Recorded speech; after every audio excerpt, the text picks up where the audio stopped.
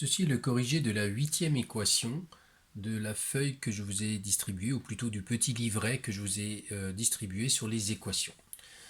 Ceci s'appelle une équation du premier degré. Premier degré parce que vous êtes uniquement ici en présence d'une puissance de x égale à 1. Il n'y a pas de x carré, il n'y a pas de x puissance 3. On appelle ça donc une équation du premier degré. Cela signifie à l'avance, on sait qu'au maximum, on va pouvoir obtenir une seule solution.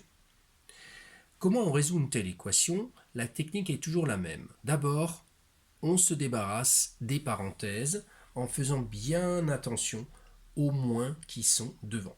Et donc, cette première ligne est équivalente à la ligne suivante. 5 moins x, attention, on a moins 3, donc plus 3, égale 4x moins 3x, et là, encore une fois, moins 8, donc plus 8. Les parenthèses sont enlevées. On peut donc dire que cette deuxième ligne est équivalente à 8 à gauche, puisque 5 plus 3 ça fait 8, moins x, égale 4x moins 3x, ça fait 1x, donc x, plus 8.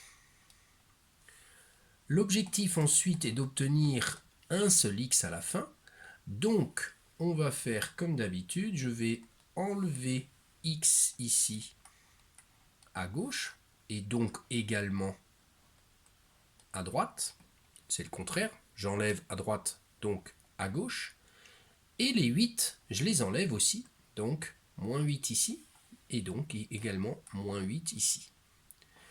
On obtient alors, à gauche il va rester moins 2x, à droite il va rester 0, puisque x moins x ça fait 0, et 8 moins 8 ça fait 0, et finalement on va réussir à obtenir la valeur de x en faisant une division par moins 2 à gauche et à droite pour nous débarrasser de ce moins 2 accroché au x, et on se retrouve donc avec x égale 0.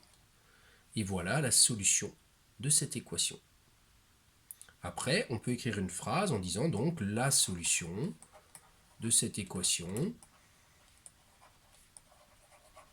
est x égale 0.